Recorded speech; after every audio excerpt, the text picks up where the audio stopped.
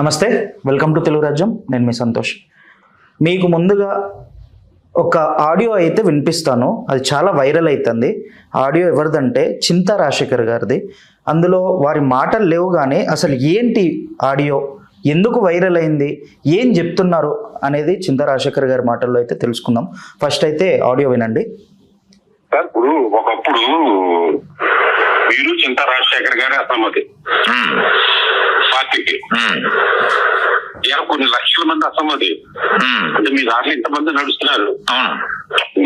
మీ అంత స్ట్రాంగ్ గా మాట్లాడకపోవచ్చు, కానీ మీరు పడుతున్న బాధ అందరూ పడుతున్నారు ఇప్పుడు. అవును, ఆ రోజు మిమ్మల్ని అందరూ తిట్టుకోవచ్చు, మీరు చెప్పినా కానీ ఇంతమంది తీర్చిపడినట్టు మిమ్మల్ని తిట్టలు చూడండి, మీరు చూడండి పోస్టులు. లేదండి, ఇప్పుడు ఎవరు తిట్టలేదండి. అందుకని ఇక మనం మాట్లాడుతున్న అనేది నేను దాని గురించి కామెంట్ ఏం చేయట్లేదు. ఇక కుల గ్రూపుల్లో కూడా నేను రోజు ఎంతమందితో తగ్గుబాటు కూడా ఒకప్పుడు. అవును, ఇప్పుడు కాలం కోరుకుంటున్నా ఏమంటే తిట్టుకోవాలి నాకే అనుకూలంగా వచ్చినట్టే. ఫోన్ కాల్లో మాట్లాడింది జనసేన పార్టీకి ఒక డై హార్ట్ ఫ్యాన్. ఏంటి అసలు ఈ ఫోన్ కాల్ కథ అనేది వారి మాటల్లో తెలుసుకుందాం. నమస్తే సార్. నమస్తే సార్, ఏంటి ఫోన్ కాల్ ఇది వైరల్ అయితే? నాతో మాట్లాడింది కాదు, మా ఫ్రెండ్ అనగాని రాంప్రసాద్ అని ఉన్నారు. ఆయన మా అబ్బాయి మ్యారేజ్కి వచ్చారు. మా అబ్బాయిని పెళ్లి కొడుకు చేశారు. ఆయన వస్తే ఇట్లా మన గురించి జనసేనలో ఏం మాట్లాడుకుంటున్నారు అని ఆయనకి చిరంజీవి పవన్ కళ్యాణ్ అంటే పీక కోసేయమని ఇట్లా కోసుకునే ఒక డైహార్డ్ ఫ్యాన్ అంటారు లేదు. ఆయన కూడా చాలా ఇంటర్వ్యూస్ రాస్తారు, చాలా వ్యాసాలు రాస్తాడు. మెగా కుటుంబానికి అభిమాని. నా భాషలో చెప్పాలంటే కట్టు బానిస. వాళ్ళని ఏమన్నా అంటే ఊరుకోడు. ఆయన ఏమంటున్నాడంటే ఈయన ఫోన్ కాల్లో, ఒకప్పుడు జనసేన పార్టీకి మీరు చింతా రాజశేఖర్ మాత్రమే అసమ్మతి అంటే 2019 విషయం మాట్లాడుతున్నాడు. ఈ రోజున మీ బాటలో లక్షలాది మంది జన సైనికులు నడుస్తున్నారు. అంటే లక్షలాది మంది జన సైనికులు పవన్ కళ్యాణ్కి వ్యతిరేకంగా మారారు అని ఇంకో మాట కూడా అన్నారు. ఈ రోజున ఒకప్పుడు పవన్ కళ్యాణ్ని ఎవరైనా విమర్శిస్తే కులగూపులు అంటే కాపు గ్రూప్ అయినా కాపు సామాజిక వర్గం, నేను వాళ్ళని తీవ్రంగా మందలించేవాడిని. ఈ రోజున తిట్టుకొని నేను వదిలేస్తున్నా అని చెప్తున్నాడు. ఇది వాళ్ళిద్దరి మధ్యలో సంభాషణ. అది నాకు ఆడియో క్లిప్ అంటే నేను ఏమన్నా బాగోదు అంటే ఆయన భోజనం చేసే టైంలో భోజనానికి వెళ్ళి కూర ఏదో వడ్డించుకోవడానికి వెళ్ళాడు. అది నా దాంట్లో కాపీ చేసుకున్నాను నేను. ఆయన పర్మిషన్ లేకుండా మీరు కాపీ చేసుకున్నాను? పర్మిషన్ లేకుండా. ఇది మోసం కదా సార్? నమ్మక ద్రోహం కదా? తప్పకుండా నమ్మక ద్రోహమే. కానీ లక్షలాది మంది యువతకి కనువిప్పు కలిగించేందుకు కోసము ఇది తప్పదు.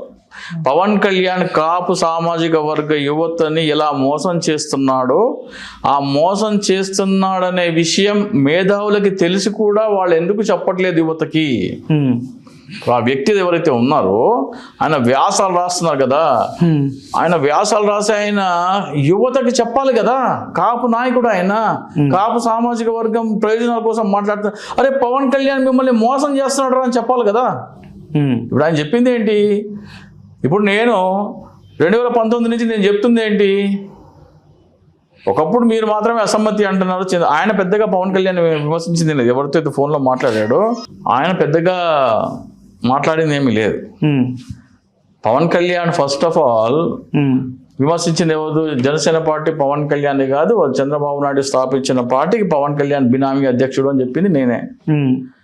ఒకనొక ఇంటర్వ్యూలో మీలాంటి యాంకర్ అడిగి పవన్ కళ్యాణ్కి దేశభక్తి లేదా అంటే, పవన్ కళ్యాణ్కి దేశభక్తి లేకపోవడం ఏంటి, చాలా దేశభక్తి ఉంది, కాకపోతే ఆయనది భారతదేశం కాదు తెలుగుదేశం అని చెప్పాను. ఆయన తెలుగుదేశ భక్తి భారతదేశ భక్తి కాదని చెప్పాను. ఇట్లా అంటే పవన్ కళ్యాణ్ కాపు యువతని ఏపుగా గొర్రెల్లాగా మేపి చంద్రబాబు నాయుడు అనే దేవరకి బలిస్తాడు అని చెప్పాను. పవన్ కళ్యాణ్ నేను అడ్వర్టైజ్మెంట్లు చేయను, ఆ అడ్వర్టైజ్మెంట్ చేసిన ప్రోడక్ట్ నేను వాడకపోతే నా అంతరాత్మ ఒప్పుకోదు అని ఒక ఇంటర్వ్యూలో చెప్పాడు. కానీ పవన్ కళ్యాణ్ ప్రోడక్ట్లకి బ్రాండ్ అంబాసిడర్గా ఉంటాడు, రాజకీయ పార్టీలకు బ్రాండ్ అంబాసిడర్గా ఉంటాడు. ప్రోడక్ట్కి ఏమిస్తే ఏముంటుంది, చిల్లర వస్తుంది. రాజకీయ పార్టీకి బ్రాండ్ అంబాసిడర్గా ఉంటే కాసులు బాగా కురుస్తాయి ఇవన్నీ నేను ఒక 7 సంవత్సరాలుగా నిరంతరము పవన్ కళ్యాణ్ నిజస్వరూపాన్ని కాపు సామాజిక వర్గం యువత ముందర ఆవిష్కరించేందుకు చేసిన కృషి ఫలితమే ఈ రోజున లక్షలాది మంది జన సైనికులు చింతా రాజశేఖర్ బాటలో నడుస్తున్నారని చెప్పారు. ఆయన అంతర్గతంగా ఫోన్ కాల్లో చెప్పేది బదులు చింతా రాజశేఖర్ చెప్పేదే నిజంరా బాబు, కళ్ళు తెరవండి అని కాపు యువతకి మార్గాన్ని దిశానిర్దేశం చేయాలి కదా ఆయన.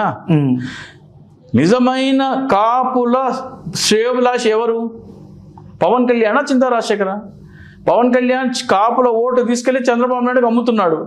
అరే మిమ్మల్ని మోసం చేస్తున్నాడు రా బాబు, మిమ్మల్ని ఏపుగా గొర్రెల్లాగా మేపి చంద్రబాబు నాయుడుకి బలిస్తున్నాడు అని చెప్పి చింతా రాజశేఖర్ శ్రేయోభిలాష్ అవుతాడా, లేకపోతే పవన్ కళ్యాణ్ అవుతాడా, లేకపోతే మాట్లాడిన మెగా డైహార్డ్ ఫ్యాన్ అవుతాడా? ఎవరైతే మాట్లాడుతున్నారో ఆయనకు బాధ్యత లేదా? కాపు యువతకి చైతన్యపరచాల్సిన బాధ్యత లేదా? ఇప్పుడు గంగా సురేష్ బండారు ఉన్నారు, బల్లే మురళి ఉన్నారు, వాళ్ళు బయటకు వచ్చి మాట్లాడుతున్నారు.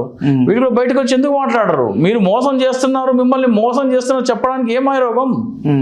కాపు నాయకులను చాలా మంది వేసుకుంటున్నారు భుజాల మీద, కాపు సామాజిక వర్గాన్ని భుజం మీద మోస్తున్నాం అని చెప్తే పవన్ కళ్యాణ్ చేసే మోసాలు కాపు సామాజిక వర్గాన్ని గొర్రెల్లాగా బలిస్తున్నాడు చంద్రబాబు నాయుడికి ఎందుకు చెప్పరు? సో నేను చేసింది రామ్ ప్రసాద్ అనగానికి తెలియకుండా ఆయన తీసుకొని నేను ఇదిగో బాబు, కాపు సామాజిక వర్గంలో అసలు వాస్తవం నిజం ఇది. కాపుల మనోభావాల్లో ఈ రోజున ఏముంది? చింతా రాజశేఖర్ 2019 నుంచి ఏం చెప్తున్నాడో ఈ రోజున కాపు సామాజిక వర్గం మొత్తం అదే మాట్లాడుతుంది. ఇది వాస్తవం అని మిగిలిన కాపు యువతకి కనువిప్పు కలిగించేందుకు బయటికి తీసుకొచ్చిందే తప్ప, అది కూడా నేను ఒక వ్యక్తికి పంపించాను. ఆ వ్యక్తి ఇంకొక వ్యక్తి పంపిస్తే నాకు అది చేసి పంపించారు. వద్రబాబు ఇది చేయబాకండి, ఇట్లా నేను నీకు మాత్రమే వినిపించడానికి చెప్పాను, ఇట్లా కాపుల మనోభావాలు ఇలా ఉన్నాయి అని చెప్పడానికి మాత్రం ఇచ్చానంటే, లేదండి బయటికి వెళ్ళిపోయింది, అమెరికా వెళ్ళిపోయింది, ఎక్కడికి వెళ్ళిపోయింది, ఇక అది ఆగదు, వైరల్ అయిపోద్ది అన్నారు. ఇంకా సరే మనం చేసేదేం లేదు. అయితే నేను క్షమాపణ ఎవరికైనా చెప్పాలంటే అనగాని రామప్రసాద్కి చెప్పాలి. కాపు సామాజిక వర్గం కనువిప్పు చేయడం కోసం నేను ఈ వీడియో ఆయన అనుమతి లేకుండా వైరల్ చేయాల్సి వచ్చింది. ఓకే. అండ్ నాకు ఇంకో డౌట్ ఏంటంటే సార్, నార్మల్గా మీరు నాకు తెలిసి జనసేనకి చాలా పాజిటివ్ ఉండేవారు, ఎందుకు వ్యతిరేకంగా మారారు? అంటే ఇప్పుడు రామ్ గోపాల్ వర్మ కూడా జనసేన పార్టీ పెట్టిన తర్వాత పవన్ కళ్యాణ్ ఫస్ట్ స్పీచ్ విని చాలా గొప్పగా రాశాడు పవన్ కళ్యాణ్ గురించి. అందరూ ఆ ట్రాప్లో పడ్డారు. జేడి లక్ష్మీనారాయణ లాంటి ఐపీఎస్ చదివిన వాళ్ళు కూడా ఆయన ట్రాప్లో పడ్డారు. తోట చంద్రశేఖర్ ఐఏఎస్ ఆయన ట్రాప్లో పడ్డారు. అందరూ పవన్ కళ్యాణ్ మాట్లాడేది ఆయన స్వచ్ఛమైన స్వరూపం అనుకున్నారు. తినబూసిన కత్తి అని ఎవరు అనుకోలేదు. పార్టీ పవన్ కళ్యాణ్ అనుకున్నారు అందరూ. ఏం చేశాడని మీకు విన్నపూసిన కత్తి అని చెప్పేసి అంటున్నారు? పార్టీ అయింది కాదు కదా. పార్టీ స్థాపించినప్పుడు ఏం చెప్పారు? ఒక ప్రత్యామ్నాయ రాజకీయ పార్టీ అన్నాడు. ప్రత్యామ్నాయ రాజకీయ పార్టీ అయినప్పుడు ఎన్నికల్లో పోటీ చేయాలి కదా, పోటీ చేయలేదు. మొదటిసారి వదిలేద్దాం. ఆ తర్వాత ఒక్కొక్క స్టేట్మెంట్ చూసుకుంటా ఉంటే ప్రత్యేక హోదా కోసం లడంగి అది చేద్దాం, పీకేద్దాం, పొడిచేద్దాం, అది చేస్తాం, ఇది చేస్తాం అన్నాడు. ఏమి చేయాలి? ప్రతి చంద్రబాబు నాయుడికి ఏదైనా కష్టం వస్తే అడ్డుగా ఒక కవచంలాగా వచ్చి నిలబడటమే తప్ప ఈ రోజు ఏమంటాడు ఆయన, ఇంకా 15 సంవత్సరాలు చంద్రబాబు నాయుడు ముఖ్యమంత్రిగా ఉండాలంటున్నాడు. చంద్రబాబు నాయుడు ఎట్లాగో 75-76 ఏళ్ళు వచ్చేసినాయి ఆయనకి. ఇంకా 15 సంవత్సరాలు ఆయన 90 ఏళ్ళ దాకా ఎట్లాగో రాజకీయాల్లో ఉన్నాడు. అంటే ఇండైరెక్ట్గా ఏమంటున్నాడు, లోకేష్ ముఖ్యమంత్రి చేస్తామంటున్నాడు. అవసరమైతే మేబీ 15 ఇయర్స్ అవుతే దేవాస్ కూడా ముఖ్యమంత్రి అవ్వచ్చు. వాళ్ళు రాజకీయాల్లో ఆ పార్టీ మనుగడ ఉంటే, వాళ్ళ పార్టీ మనుగడ జగన్మోహన్ రెడ్డి గారు ల్యాండ్ పూలింగ్ అంశం బయట పెడితే ఈ నారా ఫ్యామిలీకి రాజకీయ మనుగడ ఉండదు, చాప్టర్ క్లోజ్ అయిపోతుంది. నేను ఏదైతే చెప్పానో ల్యాండ్ పూలింగ్ అంశం, అది ప్రజలకి జగన్మోహన్ రెడ్డి గారు ఎక్స్ప్లెయిన్ చేస్తే కనుక డెఫినెట్గా నారా ఫ్యామిలీ రాజకీయాల్లో ఉండదు, ఇంకా చాప్టర్ క్లోజ్ అయిపోతుంది. అది వాళ్ళు జగన్మోహన్ రెడ్డి గారు ఉపయోగించుకుంటారా లేదని మనకు సెకండరీ. కానీ పవన్ కళ్యాణ్ ఏమంటున్నాడు, ఇంకా 15 సంవత్సరాలు అంటున్నాడు. ఆయనేమో అన్నయ్య అంటున్నాడు. సో పవన్ కళ్యాణ్కి ముఖ్యమంత్రి అవ్వాలనే ఆశ లేదు, ముఖ్యమంత్రి అయ్యి ఒక ప్రజలకు ఏదైనా మంచి చేద్దామనే ఉద్దేశమే లేదు. ఆయన కేవలం చంద్రబాబు నాయుడు స్థాపించిన పార్టీకి బినామీ అధ్యక్షుడిగానే ఉంది. ఆయన వ్యవహార శైలి నిశ్చితంగా గమనిస్తే అంటే మనము ఒక రాజకీయ విశ్లేషకుడిగా మనం ఆయన తీసుకున్న నిర్ణయాలు, ఆయన ఇచ్చే స్టేట్మెంట్లు అన్నీ విశ్లేషిస్తే ఏమని కనబడుతుందంటే జనసేన పార్టీ పవన్ కళ్యాణ్ది కానే కాదు. ఆయన కేవలం చంద్రబాబు నాయుడు స్థాపించిన పార్టీకి ఒక బినామీ అధ్యక్షుడిగా ఉన్నాడు. ఇదే మనము కాపు సామాజిక వర్గ యువతకు చెప్పాలి, అరే మోసపోకంటారు బాబు, మిమ్మల్ని అమ్మేస్తున్నాడు. ఆఖరికి ఇన్సూరెన్స్ పేరు మీద అమాయక కార్యకర్తల దగ్గర డిట్టను దోచుకున్నాడు కదా, దాదాపు 100 కోట్ల దాకా దోచుకున్నాడు కదా. నీ 100 కోట్లు దోచుకున్నది కాక నీకు మేలు చేస్తున్నా అంటాడు. కార్యకర్త ఇచ్చిన 500 400 జేబులో వేసుకొని 100 రూపాయలు మాత్రమే ఇన్సూరెన్స్ కంపెనీకి కట్టి ఆ కార్యకర్త దగ్గర దోచుకున్నదే కాకుండా కార్యకర్త చనిపోతే ఇన్సూరెన్స్ కంపెనీ వాళ్ళకి డబ్బులు ఇస్తుంటే నేను ఇస్తున్నా అని చెప్పుకుంటున్నాడు. ఎవరు? పవన్ కళ్యాణ్. ఇంతకంటే నయవంచన, ఇంతకంటే నమ్మక ద్రోహం ఎవరు చేస్తారు? ఇది ఎందుకు చెప్పట్లేదు మీరు అంట. నేను పవన్ కళ్యాణ్కి దోచుకోవాల్సిన అవసరం ఏముందని నా క్వశ్చన్ సార్. ఇప్పుడు దోచుకుంటున్నాడా లేదా క్వశ్చన్ రుజువు అయిందా లేదా? ఇప్పుడు పవన్ కళ్యాణ్ ఒక చెప్పేది నబ్బా, పవన్ కళ్యాణ్ ఒక మూవీ చేస్తే 30 కోట్లు, 5 సంవత్సరాల్లో ఇన్సూరెన్స్ స్కామ్ లో దోచుకున్నది 100 కోట్లు. నేను ఇప్పుడు పవన్ కళ్యాణ్ ఏం చెప్పినాడంటే, ఒక ఇన్సూరెన్స్ పాలసీ తీసుకుంటే నువ్వు 500 కడితే నేను 1500 జోడించి నా కష్టార్జితం ఒక ప్రీమియం పాలసీ తీసుకుంటా అని చెప్పినాడు. వాళ్ళు ఏమనుకున్నారు, 2000 రూపాయల ఇన్సూరెన్స్ ప్రీమియం 500కే వస్తుంది కదా అని అందరు కట్టినారు. పవన్ కళ్యాణ్ కూడా చెక్కులు పట్టుకొని 2 కోట్లు, కోటి రూపాయల చెక్కులు పట్టుకొని ఇన్సూరెన్స్ కంపెనీకి ఇచ్చేది. అందరూ ఏమనుకుంటున్నారు, పవన్ కళ్యాణ్ కష్టార్జితం ఇస్తున్నాడు అనుకుంటున్నారు. కానీ 5 లక్షల రూపాయల యాక్సిడెంటల్ ప్రీమియం 100 రూపాయలు కూడా ఉండదు. పోస్ట్ ఆఫీస్లో 399 రూపాయలకి 10 లక్షల accident premium, double. Pawan Kalyan కంటే 100 రూపాయలు తక్కువ, దానికి డబల్. నువ్వు ఏ ఇన్సూరెన్స్ కంపెనీతో టైప్ పెట్టుకున్నావు, ఎంత కడుతున్నావు, బయట పెట్టమన్నాడు చెప్పండి. ఏం అవసరం అంటారు కదా పవన్ కళ్యాణ్ని? ఏ ఇన్సూరెన్స్ కంపెనీతో నువ్వు టైప్ పెట్టుకున్నావు, వాళ్ళకి ఎంత ప్రీమియం కడుతున్నావు, కార్యకర్తల దగ్గర ఎంత వసూలు చేస్తున్నావు, మిగిలిన డబ్బులు ఏం చేస్తున్నావు మీరు అడుగుతున్నారు కదా, చెప్పమనండి. పవన్ కళ్యాణ్ దాంట్లో ఒక పైసా దోచుకోకపోతే మీ కెమెరా మీద 116 గుంజీలు తీసి క్షమాపణ చెప్తాను నేను. 100 కోట్ల దోపిడీ అది. రుజువు అంటే లెక్క చెప్పమనండి. రుజువులు మీరు తీసుకురావాలి. జనాలు వెళ్ళి వెళ్ళండి, నడుదాం, కెమెరా తీసుకుని వెళ్దాం పదండి ఇన్సూరెన్స్ కంపెనీకి. పవన్ కళ్యాణ్ ప్రీమియం ఎంత కడుతున్నాడు, ఎంత ప్రీమియం కడుతున్నాడు, కార్యకర్తల దగ్గర ఎంత వసూలు చేస్తున్నాడు, రండి ఎక్స్పోజ్ చేద్దాం, ఇన్సూరెన్స్ కంపెనీకి వెళ్దాం రండి. ఒక 1 వారం రోజులు అయిపోయింది, చిన్న చిన్న పనులు ఉన్నాయి, మా అబ్బాయి పెళ్ళి అయిపోయిన తర్వాత అటు ఇటు వెళ్ళే కార్యక్రమాలు ఉన్నాయి, అది అయిపోయిన తర్వాత కెమెరా తీసుకుని వెళ్దాం రండి. పవన్ కళ్యాణ్ దోచుకున్నా లేదా? కాపు సామాజిక వర్గ యువత రక్తం పీల్చే జలగలాగా పీల్చుకున్నాడు. అధికారం రాకముందరే 100 కోట్లు దోచుకున్నాడు. ఏం మాట్లాడుతున్నాడు పవన్ కళ్యాణ్ గురించి? ఈ మోసాలని ఎందుకు బయట పెట్టారు ఈ కాపు నాయకులు అంటున్నాను నేను.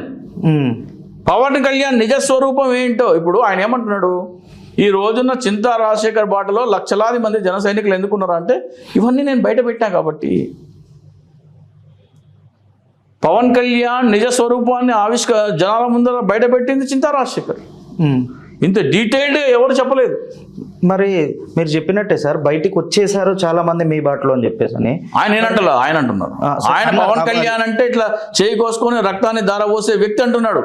చింతా రాజశేఖర్ బాటలో లక్షలాది మంది జన సైనికులు నడుస్తున్నారు, నేను అంటలేదు. అవును, ఆయన చెప్తున్నా. ఆయన మరి వీళ్ళకి 21 ఎలా వచ్చాయి? ఇప్పుడు కనువిప్పు కలిగింది అంటుంది కదా ఆయన. ఈ 2 సంవత్సరాల్లో కనువిప్పు కలిగింది అంటాడు. అంటే చింతా రాజశేఖర్ ఏదైతే చెప్పారో 19 నుంచి ఉన్నారు కదా, 19 నుంచి 24 వరకు నేను చెప్పింది వాళ్ళు నమ్మలేదు. కానీ 24 నుంచి 26 వరకు పవన్ కళ్యాణ్ చెప్పేది, చింతా రాజశేఖర్ చెప్పింది సేమ్ అని అర్థమైంది అంటుండ ఆయన. ఎన్నికల కంటే ముందర పవన్ కళ్యాణ్ ఇది నమ్మొద్దు, నేను ఏదైతే చెప్పానో అది నిజమవుతుంది అని చెప్తున్నాడు ఆయన. పవన్ కళ్యాణ్ గురించి చింతా రాజశేఖర్ ఏది చెప్పాడో అదే నిజమవుతుంది. ఈ రోజున జన సైనికులందరూ అదే కరెక్ట్ అంటున్నారు. చింతా రాజశేఖర్ ఈ రోజున మీరు 100 మంది జన సైనికుల దగ్గరికి వెళ్ళి పవన్ కళ్యాణ్ గురించి చింతా రాజశేఖర్ అభిప్రాయం, మీ అభిప్రాయం ఏంటంటే 95 మెంబర్స్ ఏమంటారంటే, చింతా రాజశేఖర్ అప్పుడు చెప్తే మా బుర్రకి ఎక్కలేదు కానీ చింతా రాజశేఖరే కరెక్ట్ అంటారు జన సైనికులు. 100లో 95% అదే మాట్లాడతారు.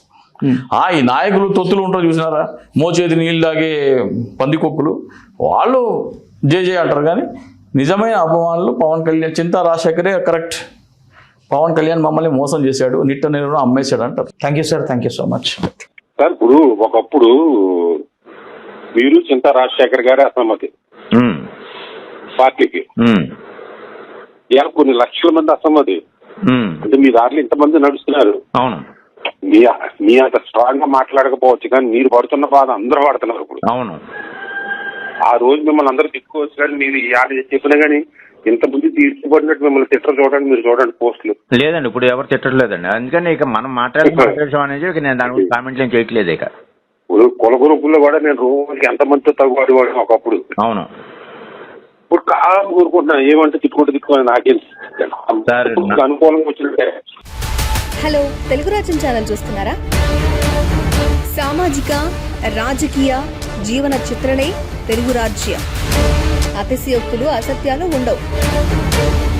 రాజకీయ కోణం కాదు, ప్రజా కోణమే కొలబద్ద.